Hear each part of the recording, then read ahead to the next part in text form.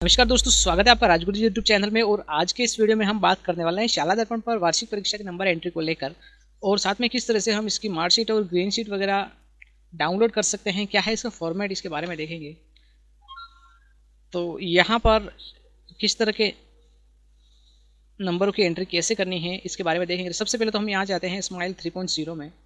तो यहाँ पर एक तो रेमेडियल प्रोग्रेस एंट्री का यहाँ पर नया ये बटन आ चुका है, और इसके बाद है स्माइल एसेसमेंट डाटा में ग्रीन शीट जनरेट करने का है। ग्रीन जनरेट प्रिंट मार्कशीट वगैरह प्रिंट करने का है। फिलहाल स्माइल असेसमेंट 2021-22 को क्लिक करते हैं और देखते हैं कि इसमें कक्षा 9 और 11 के लिए क्या कुछ आ चुका है। तो मैं 9 को सेलेक्ट कर लेता हूँ पहले। इसके बाद छोटी क्लास को भी देखेंगे हम। यहाँ पर हम कोई एक सब्जेक्ट को सेलेक्ट करते हैं, और इसके बाद यहाँ पर हम जैसे कि हाफ ईयरली तक हमने एंट्री कर दिया था, तो मैं एनुअल को सेलेक्ट करता हूँ। कोई चेंज वगैरह हो तो देख लेते हैं। यहाँ पर कुछ खास चेंजेस हैं नहीं, कुछ ईयरली एग्ज़ाम को लेकर बस आपको यहाँ पर नंबर फीड करने हैं, जिसमें आप प्रैक्टिकल और रिटर्न है ना, प्रैक्टिकल मार्क्स और रिटर्न का यहाँ पर एंट्री दे रखा है। तो इसको किस तरह से एंट्री करना है, जैसे हिंदी में प्रैक्टिकल होंगे या नहीं होंगे, तो यहाँ पर आप देखेंगे तो आपको एक रनिंग टेक्स्ट शो होगा, result entry and general instruction. तो इस पर क्लिक करेंगे तो आपको इंस्ट्रक्शन वगैरह मिल जाएंगे। तो मैं इस पर क्लिक कर देता हूँ। आप देख सकते हैं यहाँ पर ये PDF फाइल मुझे मिल चुकी है। इंस्ट्रक्शन दे रखे हैं कि किस तरह से हमें इसकी एंट्री की जानी है।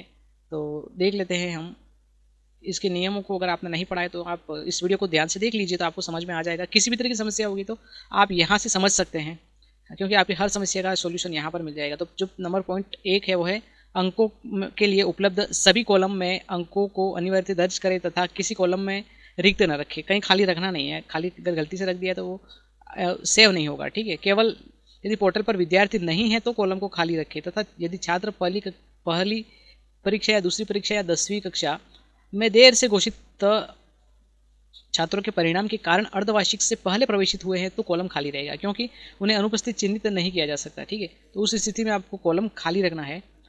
जैसे कि पहली परीक्षा या दूसरी परीक्षा या 10वीं कक्षा में देर से घोषित छात्रों के परिणाम के कारण अर्धवार्षिक से पहले प्रवेशित हुए हैं तो कॉलम खाली रहेगा अर्धवार्षिक के पहले वाले में, ठीक है। उन्हें अनुपस्थित चिन्हित नहीं करना है, ठीक है। तो उस कॉलम को ही खाली रखना है, इसके अलावा कुछ और ऑप्शन नहीं है। नंबर 2 ऑप्शन है विद्यार्थियों का अनुक्रमांक शाला दर्पण पर विद्यार्थी मॉड्यूल में अनिवार्य दर्ज करें, ठीक है। तो यहाँ पर विद्यार्थियों का अनुक्रमांक शाला दर्पण पर विद्यार्थी मॉड्यूल में अनिवार्य दर्ज करें, यानी कि उनका जो रोल नंबर है ना, उसको दर्ज करना अनिवार्य है। अगर आपने दर्ज नहीं किया तो उसको दर्ज पहले करें रोल नंबर को, ठीक है। मैंने आपको इसका एंट्री करने का प्रोसेस वगैरह बता दिया, तो रोल नंबर ज़रूर एंट्री करें। इसके बाद है अनुपस्थित है तो यहाँ पर 1 दर्ज करना है कोई छात्र, और अगर कोई मेडिकल में है तो 2 दर्ज करना है, यहाँ कुछ इस तरह से, ठीक है। 2 इस तरह से एंट्री करनी है। इसके बाद वार्षिक परीक्षा के साथ व्यावसायिक विषय के अंक भी दर्ज किए जाएंगे, ठीक है। इस 2021-22 के लिए शिक्षा विभाग के नियम और दिशा निर्देशों के अनुसार अंक तालिका तैयार की जाएगी। कक्षा 9वीं और 11वीं में छात्र की प्रोन्नति उत्तीर्ण परिणाम के लिए अधिकतम आवंटित अंकों में से 36% अंक लाना अनिवार्य है, ठीक है। अगर किसी छात्र के 36% से कम आ रहा है तो वो उत्तीर्ण नहीं है, अनुत्तीर्ण रहेगा।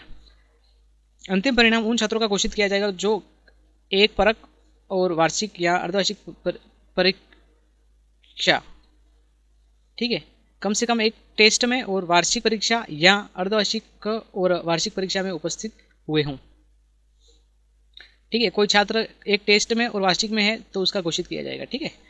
या फिर कोई छात्र अर्धवार्षिक और वार्षिक दोनों में उपस्थित हुआ है तो भी उसका परीक्षा परिणाम घोषित किया जाएगा।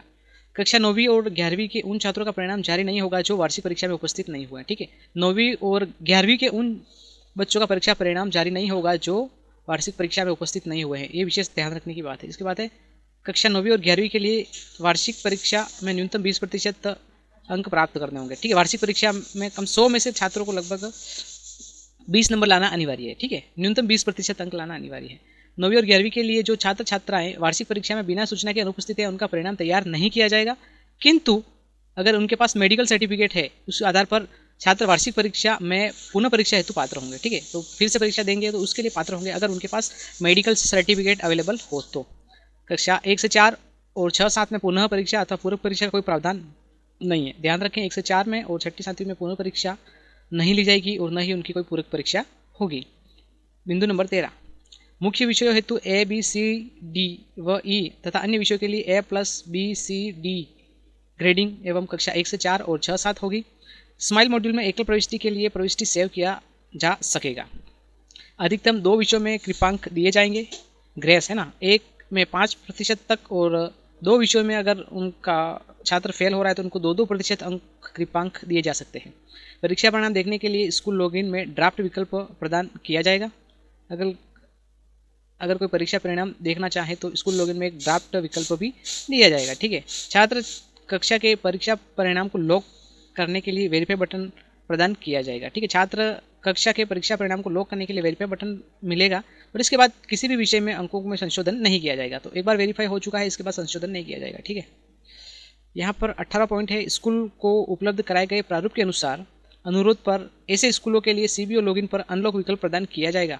ठीक है, तो अगर अनलॉक करवाना है, मान लो कुछ गलती हो चुकी है, तो यहाँ पर CBO स्तर पर इसका अनलॉक मिल जाएगा आपको। ठीक है, तो वहाँ से अनलॉक करवाना पड़ेगा। कक्षा विशेष या वर्ग समेकित परीक्षा परिणाम देखने के लिए स्कूलों को एक ग्रीन शीट प्रदान की जाएगी। विभिन्न वर्गों में एक ही संकाय के मामले में उस संकाय में समेकित वरीयता शीट रैंकिंग प्रदान की जाएगी। तो आपको एक ग्रीन शीट भी मिलेगी, इसलिए आप परीक्षा परिणाम को विभिन्न तरीकों से चेक कर सकेंगे।